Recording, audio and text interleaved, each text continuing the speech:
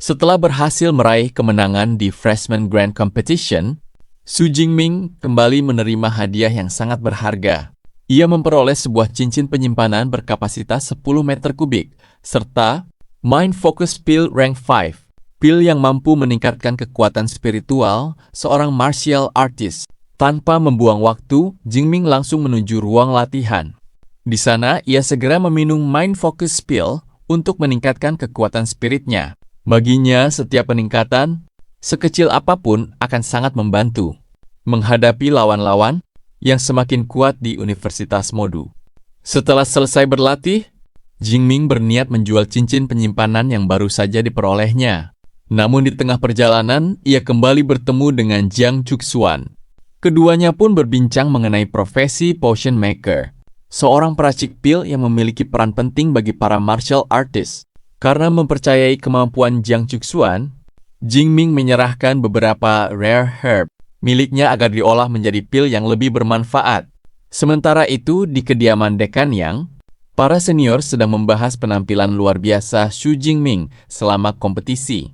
Tak lama kemudian, Jingming pun tiba di kediaman tersebut. Namun ia langsung terkejut ketika melihat senior Liu duduk di atas kursi roda. Guru Yang kemudian menjelaskan bahwa kondisi senior Liu merupakan akibat dari pertarungan sengit melawan Grandmaster Wang Lin rank 8.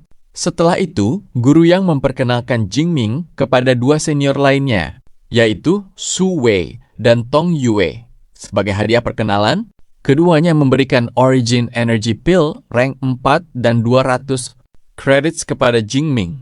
Tak hanya itu, mereka juga dibuat terkejut ketika mengetahui bahwa Jingming telah berhasil menguasai 4 combat skill rank A bertipe petir.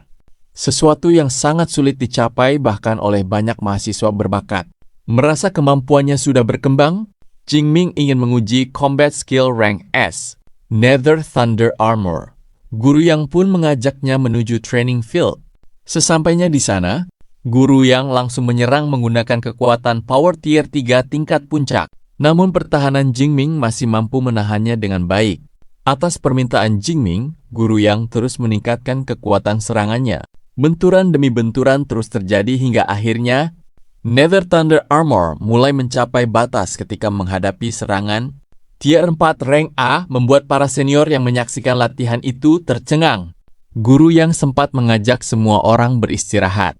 Namun Jingming menolak karena ia ingin mengetahui batas kemampuannya sendiri. Ia kemudian mengaktifkan Thunder Extreme, State dan Undying Thunder Body secara bersamaan. Aura petir yang menyelimuti tubuhnya langsung meningkat drastis, membuat guru yang semakin bersemangat menguji muridnya. Setelah hampir 3 menit bertahan, Jingming akhirnya mulai kelelahan. Meski begitu, ia berhasil menahan serangan tier 4 tahap menengah, sebuah pencapaian yang membuat guru yang sangat bangga. Saat di perjalanan, Jingming meminta pendapat senior Liu mengenai Grey Society dan Meteor Society. Guru Yang kemudian menjelaskan bahwa mahasiswa baru biasanya bergabung dengan salah satu organisasi tersebut selama 1 hingga 2 tahun. Setelah memiliki pengalaman yang cukup, mereka bahkan bisa mendirikan organisasi mereka sendiri. Keesokan harinya, Jingming kembali menjalani aktivitas sebagai mahasiswa. Ia mengikuti kelas anatomi, kelas senjata, dan kelas elemental. Di tengah kegiatan itu, Song Kyuyun memberitahu bahwa Universitas Modu akan mengadakan kegiatan bersama Qingjing Superpower University. Tak lama kemudian, seluruh mahasiswa mengikuti rapat yang dipimpin oleh wakil kepala sekolah Ling Shuang. Dalam rapat tersebut, Ling Shuang menjelaskan seluruh aturan yang harus dipatuhi selama kegiatan berlangsung. Ia juga mengungkapkan bahwa Qingjing Superpower University memiliki seorang mahasiswa dengan talenta rank S, membuat seluruh mahasiswa semakin penasaran dengan kekuatan universitas tersebut. 7 hari kemudian, Jingming kembali menemui Jiang Chuxuan untuk mengambil pil yang telah selesai dibuat dari rare herb yang ia titipkan. Setelah menerima pil itu, Jingming secara spontan mengusap kepala Jiang Chuxuan sebagai ucapan terima kasih. Tindakan sederhana itu langsung membuat wajah Jiang Chuxuan memerah karena malu. Setelah menyerahkan pil tersebut, ia pun segera berpamitan dan pergi. Di hari keberangkatan, seluruh mahasiswa baru berkumpul di sebuah lapangan terbuka. Tak lama kemudian, sebuah pesawat besar mendarat di hadapan mereka. Ling Xuang segera memerintahkan seluruh mahasiswa untuk naik ke dalam pesawat. Sesampainya di Xuan Supply Base, Qian Province, setiap mahasiswa menerima kartu penginapan. Setelah itu, Jingming bersama Song Qiuyun pergi menuju area latihan yang luas.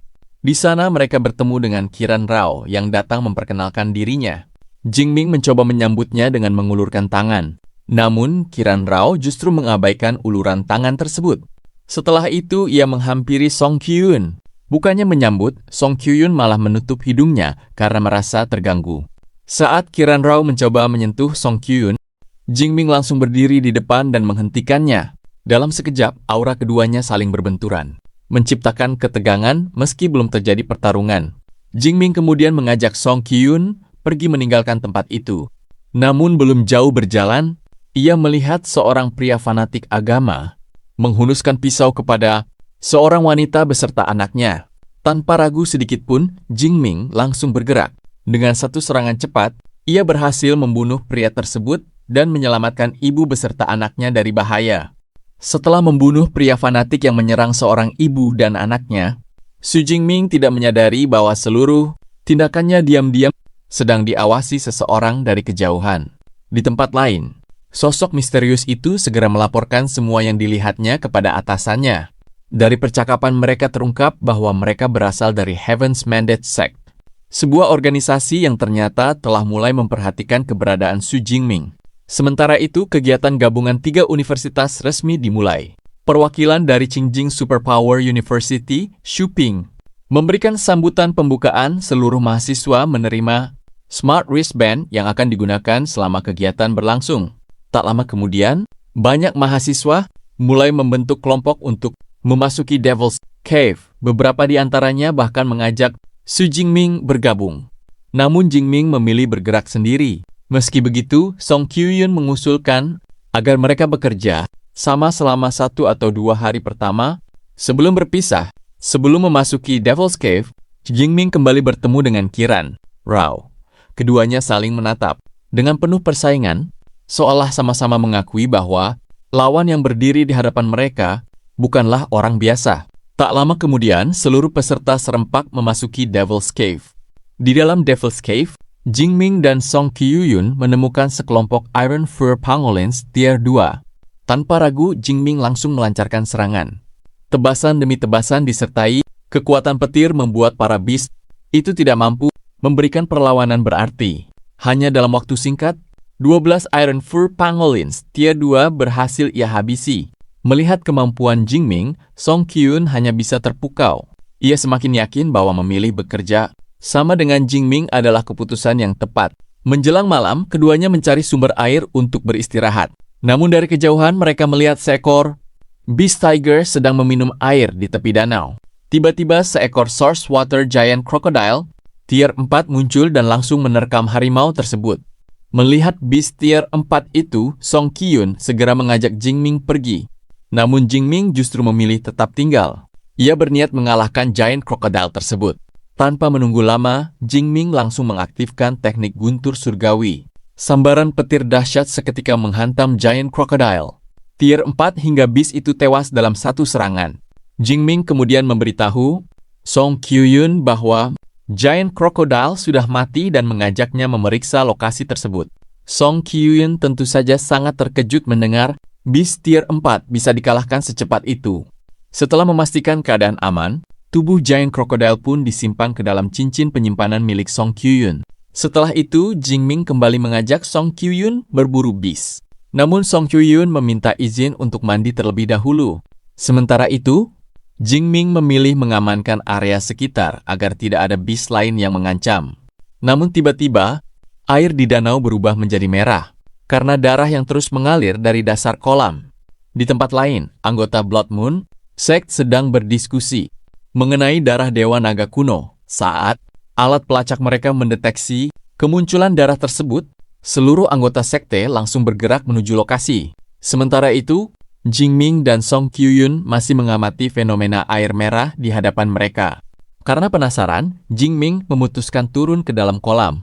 Begitu memasuki air, tubuhnya langsung diselimuti cairan merah yang membentuk sebuah kepompong. Di saat yang sama, Anggota Blood Moon Sect akhirnya tiba dan langsung menyerang Song Kyu-yun. Mereka segera menyadari bahwa Song Kyu-yun dilindungi jimat pelindung dari reruntuhan peradaban kuno. Namun jimat itu hanya mampu bertahan selama 1 jam. Begitu waktu perlindungan habis, Song Kyu-yun bersiap menelan Blood Pill demi menghadapi musuh seorang diri. Tepat pada saat keadaan semakin genting, terdengar suara Su Jingming dari dalam kepompong darah. Sesaat kemudian, kepompong itu mulai retak. Jingming akhirnya keluar dari darah Dewa Naga kuno, membuat seluruh anggota Blood Moon Sect terkejut. Tanpa memberi kesempatan kepada lawannya, mereka langsung menyerbu Jingming. Pertempuran sengit pun tak terhindarkan. Berkat kekuatannya yang telah meningkat, Jingming berhasil membantai seluruh anggota Blood Moon Sect dan hanya menyisakan 1 orang dalam keadaan hidup. Jingming kemudian menginterogasi orang tersebut dan menanyakan cairan merah yang berada di dalam kolam. Orang itu menjelaskan bahwa cairan tersebut merupakan darah dewa atau lebih dikenal sebagai esensi darah kaisar binatang peringkat 9. Namun saat Jingming menanyakan tujuan Blood Moon Sect mengumpulkan esensi darah tersebut, orang itu memilih bunuh diri sebelum memberikan jawaban. Tak lama kemudian, Song Kyu-yun datang menghampiri dan memastikan keadaan Jingming. Setelah memastikan semuanya aman, Jingming mengajaknya beristirahat sejenak. Di sisi lain, Blood Moon Sect akhirnya mengetahui bahwa seluruh kelompok mereka telah dimusnahkan. Setelah beristirahat, Jingming dan Song Kyu-yun memutuskan melanjutkan perjalanan masing-masing. Waktu pun berlalu hingga 1 bulan. Di dalam sebuah gua, Su Jingming masih terus berkultivasi seorang diri. Saat proses kultivasi berlangsung, seekor Dark Knight Leopard tier 3 diam-diam mencoba menyerangnya. Namun serangan itu langsung dipatahkan oleh Jingming. Dalam satu serangan balasan, macan tutul tersebut langsung tewas. Selama berkultivasi, Su Jingming akhirnya berhasil menembus tier 3. Setelah merasakan kekuatan barunya, ia pun keluar dari gua, siap menghadapi tantangan yang jauh lebih besar di hadapannya. Setelah 1 bulan penuh menjalani ujian di Devil's Cave, akhirnya hari yang ditunggu-tunggu pun tiba. Hari perhitungan skor resmi dimulai. Seluruh mahasiswa berkumpul di aula sambil membicarakan perkiraan jumlah poin yang berhasil mereka kumpulkan. Di tengah keramaian itu, Song Kyu-yun datang dengan langkah tenang menuju mesin identifikasi. Ia meletakkan smart wristband miliknya di atas alat pemindai. Tak lama kemudian, suara AI terdengar mengumumkan hasil perolehannya. 12.131 poin, peringkat pertama sementara. Seluruh mahasiswa langsung memberikan tepuk tangan. Wakil Kepala Sekolah Ling Xuang pun mengucapkan selamat atas pencapaian Song Kyu-yun. Tak lama berselang, seorang wanita menghampiri Song Kyu-yun. Wanita itu adalah Zhou Ying, Kepala Pengawas Pangkalan Pasokan Shun An sekaligus bibi Song Kyu-yun. Sambil tersenyum, Zhou Ying menggoda keponakannya dengan menanyakan keberadaan Su Jingming yang ia sebut sebagai pacar Song Kyu-yun. Mendengar ucapan itu, wajah Song Kyu-yun langsung memerah karena malu. Suasana kembali berubah ketika Qiran Rao berjalan menuju mesin identifikasi. Dengan penuh percaya diri, ia meletakkan gelangnya. Sesaat kemudian AI mengumumkan hasilnya. 113.264 poin, peringkat pertama. Seluruh mahasiswa sontak terkejut. Nilai itu hampir 10 kali lipat lebih tinggi dibandingkan perolehan Song Kyu-yun. Beberapa dosen langsung memberikan ucapan selamat kepada kepala sekolah Su dari Universitas Qingjing karena mahasiswanya berhasil memimpin perolehan nilai sementara. Tak lama kemudian, papan pengumuman kembali diperbarui. Mahasiswa bernama Jin Cheng berhasil mengumpulkan 13.526 poin dan menempati peringkat kedua. Namun perhatian semua orang justru tertuju pada satu nama yang belum juga muncul, Su Jingming. Waktu terus berjalan hingga hanya tersisa 8 menit sebelum proses penilaian ditutup. Song Kyu-yun mulai merasa cemas. Begitu pula mahasiswa lainnya yang penasaran kemana perginya Jingming. Tepat ketika semua orang mulai kehilangan harapan, Su Jingming akhirnya muncul. Dengan langkah tenang dan aura yang jauh lebih kuat dibandingkan sebelumnya, ia berjalan menuju mesin identifikasi. Seluruh mahasiswa langsung bersorak menyambut kedatangannya. Di sisi lain, Qiran Rao hanya memasang senyum sombong. Ia yakin tidak mungkin ada yang mampu melampaui perolehannya. Melihat angka milik Qiran Rao, Jingming hanya tersenyum tipis. Atas arahan wakil kepala sekolah Ling Xuang, Jingming kemudian meletakkan smart wristband miliknya di atas mesin identifikasi. Seluruh aula mendadak hening. Semua orang menunggu hasilnya dengan penuh rasa penasaran. Beberapa detik kemudian, AI akhirnya menyelesaikan proses pemindaian. Xu Jingming, 405.637 poin. Peringkat pertama, suasana langsung berubah menjadi sunyi. Tak seorang pun mampu mengucapkan sepatah kata. Nilai yang diperoleh, Jingming bahkan lebih dari 3 kali lipat dibandingkan Qiran Rao. Para dosen dan petinggi universitas tidak dapat menyembunyikan keterkejutan mereka. Bahkan Zhou Ying pun langsung bertanya kepada Song Qiuyun mengenai sosok Xu Jingming yang mampu memperoleh nilai setinggi itu. Sementara itu, wajah Qiran Rao berubah muram. Ia sama sekali tidak percaya dengan hasil tersebut. Dengan nada penuh emosi, Qiran Rao meminta agar smart wristband milik Xu Jingming diperiksa ulang. Permintaan itu pun disetujui. Mesin kemudian menampilkan seluruh rekaman aktivitas Xu Jingming selama berada di Devil's Cave. Barulah semua orang menyadari bagaimana Jingming mengalahkan begitu banyak bis kuat dan menghadapi berbagai pertempuran berbahaya hingga berhasil mengumpulkan lebih dari 400.000 poin. Kini, tidak ada lagi yang meragukan bahwa Xu Jingming memang pantas berada di posisi pertama. Setelah seluruh proses penilaian selesai, kepala sekolah Xu mengumumkan 3 mahasiswa dengan peringkat tertinggi dalam kegiatan Devil's Cave. Meski hasilnya telah resmi diumumkan, Qiran Rao tetap tidak bisa menerima kekalahannya. Ia segera mengajukan permintaan untuk bertarung langsung melawan Xu Jingming demi membuktikan siapa yang benar-benar lebih kuat. Di sisi lain, Ling Xuang terlebih dahulu meminta Jingming beristirahat sebelum membahas hal penting lainnya. Dalam percakapan mereka, Ling Xuang menanyakan pengalaman Jingming saat menemukan esensi darah kaisar binatang. Peringkat 9 serta kemunculan Blood Moon Sect di Devil's Cave. Jingming pun menceritakan seluruh kejadian yang dialaminya. Tak lama kemudian, Song Qiuyun datang memperkenalkan bibinya Zhou Ying kepada Xu Jingming. Sebagai bentuk penghargaan, Zhou Ying memberikan kartu emas hitam keluarga Song kepada Jingming. Namun sebelum mereka sempat berbincang lebih lama, sekelompok wartawan langsung berdatangan untuk mewawancarai mahasiswa yang menjadi juara kegiatan Devil's Cave tersebut. Menjelang sore, Jingming kembali dipanggil oleh Ling Xuang dan kepala sekolah Xu. Mereka menjelaskan bahwa Qiran Rao benar-benar mengajukan tantangan resmi. Taruhannya pun tidak main-main. Pihak yang kalah harus menyerahkan 20% sumber daya serta setengah tiket memasuki reruntuhan peradaban kuno. Mendengar istilah itu, Jingming langsung menanyakan apa sebenarnya tiket reruntuhan tersebut. Kepala sekolah Xu kemudian menjelaskan bahwa tiket itu merupakan kesempatan yang sangat langka dan hanya dapat digunakan oleh martial artist tier 4 hingga tier 6 untuk memasuki reruntuhan peradaban kuno, tempat yang menyimpan berbagai peluang dan harta berharga.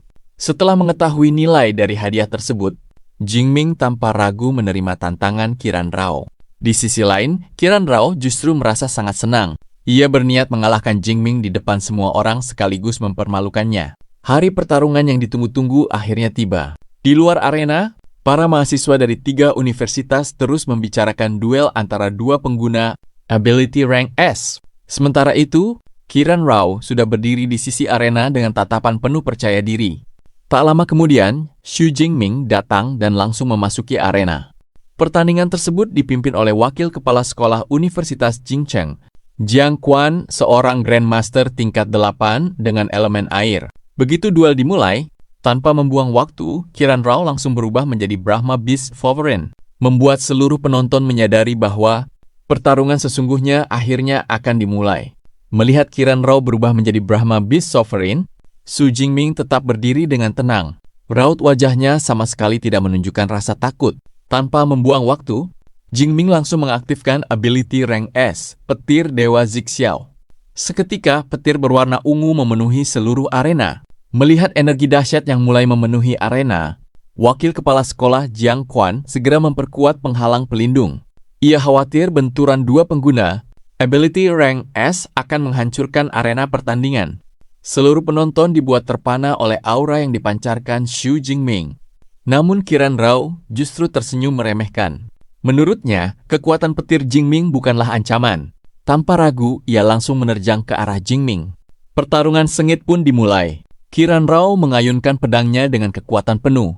Namun sebelum serangannya mengenai sasaran, tombak Xu Jingming telah lebih dulu mengarah tepat ke tubuhnya. Qiran Rao segera menangkis serangan itu menggunakan pedangnya. Benturan keras pun terjadi. Ledakan dahsyat mengguncang arena. Ekspresi Qiran Rao langsung berubah. Ia tidak menyangka kekuatan Jingming mampu menandinginya. Padahal dirinya telah berubah menjadi Brahma Beast Sovereign. Sedangkan Jingming masih bertarung dalam wujud normal. Menyadari lawannya jauh lebih kuat dari perkiraan, Qiran Rao akhirnya mengeluarkan seluruh kemampuannya. Ia mengaktifkan Beast of Sovereign Descent. Aura mengerikan langsung menyelimuti arena hingga membuat banyak penonton merasa tertekan. Melihat perubahan itu, kepala sekolah Shu hanya tersenyum tipis. Di saat yang sama, Xu Jingming akhirnya memutuskan menggunakan kekuatan penuhnya. Tubuhnya perlahan diselimuti kilatan petir. Dalam sekejap, ia berubah menjadi dewa petir. Seluruh mahasiswa yang menyaksikan pertarungan itu langsung berdiri dari tempat duduk mereka. Tak sedikit yang berseru bahwa mereka sedang menyaksikan pertarungan antara dua monster berbakat rank S. Tanpa memberi kesempatan kepada lawannya, Jingming langsung mengaktifkan teknik Thunder Prison. Sambaran demi sambaran petir terus menghujani Qiran Rao. Setiap kali berusaha menyerang, Qiran Rao selalu dipaksa bertahan menghadapi serangan Jingming yang datang tanpa henti. Tak lama kemudian, tubuh Qiran Rao kembali terpental akibat rentetan serangan tersebut. Namun Jingming sama sekali tidak memberinya waktu untuk bangkit.